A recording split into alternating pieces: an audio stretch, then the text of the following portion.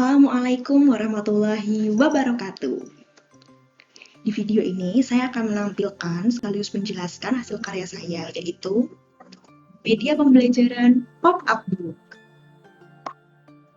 Nah, bisa dilihat ya, ini adalah pop-up book pertama buatan saya, jadi harap maklum apabila belum terlalu bagus. Pop-up book ini mengangkat salah satu materi dalam mata pelajaran sosiologi, yaitu tentang perubahan sosial. Tapi di sini saya fokus pada salah satu bentuk perubahan sosial, yaitu perubahan sosial yang berlangsung cepat atau revolusi. Tema itu saya kerucutkan lagi menjadi revolusi industri. Jadi, secara spesifik, tema yang saya angkat dalam membuat pop-up book ini adalah kronologi revolusi industri 1.0 hingga 4.0. Nah, tujuan pembuatan pop-up book ini adalah digunakan sebagai media pembelajaran di sekolah. Media pembelajaran ini bisa digunakan untuk individu, ya, kegiatan individu maupun kegiatan berkelompok. Nah, di sini saya akan menjelaskan langkah-langkah penggunaan media pembelajaran ini untuk kegiatan berkelompok. Yang pertama, guru bisa membagi kelas menjadi beberapa kelompok. Nah, setiap kelompoknya itu bisa 4-5 siswa. Kemudian, letakkan media pop-up book ini di depan kelas. Ya, setelah itu setiap kelompok diberi kesempatan bergiliran untuk maju ke depan dan mengamati pop-up book ini. Setiap kelompok waktunya bisa sampai 5 menit ya, mungkin cukup untuk mengamati pop-up book yang ada.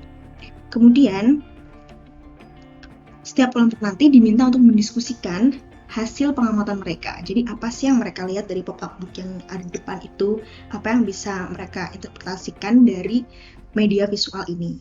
Nah, setelah itu, setiap kelompok secara bergantian nanti akan menyampaikan pendapat terkait hasil dari eksplorasi mereka.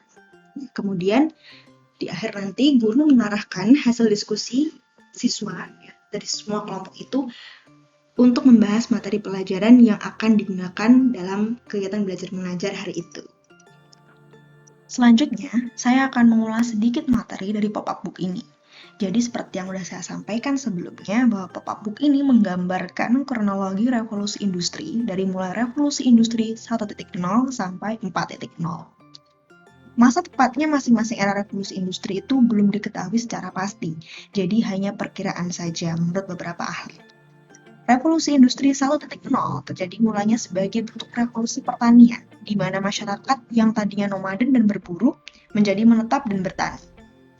Sumber lain menyebutkan bahwa revolusi industri 1.0 tampak sejak tahun 1492 ketika Columbus berlayar dan membuka hubungan antara dunia lama dengan dunia baru. Selanjutnya, revolusi industri 2.0 yang sangat legendaris karena adanya peristiwa penting yaitu Perang Dunia I dan II. Terjadi sejak tahun 1800-an, pada era ini mulai berkembang berbagai peralatan produksi karena banyaknya penemuan-penemuan, sehingga terjadi peralihan besar-besaran dari sektor pertanian ke sektor industri, dari sawah-sawah ke pabrik-pabrik. Hal ini tentu saja membawa perubahan pada kehidupan masyarakat, salah satunya kesenjangan sosial yang semakin kentara. Berikutnya, kita akan berjalan ke revolusi industri 3.0 yang dimulai pada tahun 1970-an dan ditandai dengan adanya kemajuan teknologi terutama komputerisasi dan komunikasi. Oleh karena itu, pada era 3.0 ini mulai diciptakan banyak robot yang membantu pekerjaan manusia. Kecepatan informasi juga mulai didapat karena telah ditemukannya internet. Era terakhir yang masih berlangsung di sebagian besar dunia saat ini adalah revolusi industri 4.0. Pada era ini ditandai dengan adanya disrupsi, yaitu zaman yang menuntut adanya inovasi untuk terus berkembang. Banyak disrupsi yang terjadi hingga saat ini. Disrupsi pasar dengan merebaknya e-commerce atau tempat belanja online. Disrupsi budaya, salah satunya relasi yang terjalin bukan secara tatap muka langsung, melainkan melalui sosial media, dan banyak disrupsi lain di bidang pendidikan, pemerintahan, hingga pemikiran. Jadi, media pembelajaran pop-up book ini memang cukup menarik ya, tapi tentu dalam sebuah karya pasti ada kekurangan dan kelebihannya. Kekurangannya pop-up book di sini adalah yang pertama pembuatannya cukup rumit ya dan agak memakan waktu. Kemudian yang kedua, cenderung memuat sedikit materi untuk satu pop-up. Jadi satu pop-up itu, apalagi kelipatan seperti ini ya, tidak bisa memuat banyak materi. Kemudian yang ketiga, waktu penggunaannya relatif singkat atau tidak tahan lama untuk kegiatan pembelajaran. Jadi Ya, karena berkaitan dengan sedikitnya materi yang bisa disampaikan lewat pop-up book, maka kegunaan pop-up book ini juga cenderung sifatnya cuma sebagai pengantar aja gitu. Tapi tenang, ada kelebihannya kok. Kelebihannya yang pertama, pop-up book ini adalah eye-catching. Jadi terlihat menarik gitu ketika pertama kali dilihat, pasti siswa tuh seperti penasaran gitu. Bisa menimbulkan penasaran dalam jiwa siswa.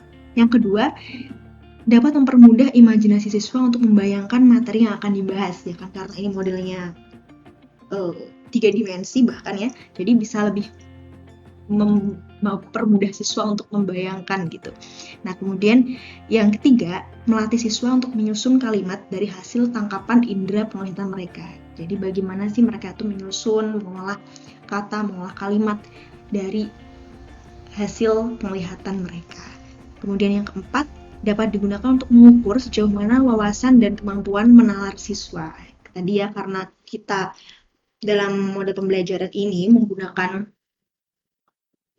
sesi diskusi antar kelompok untuk menginterpretasikan pop-up book, maka kita bisa tahu nih di situ sejauh mana sih siswa itu bisa mengeksplorasi sebuah media gitu, sejauh mana siswa itu bisa mengartikan apa yang mereka lihat.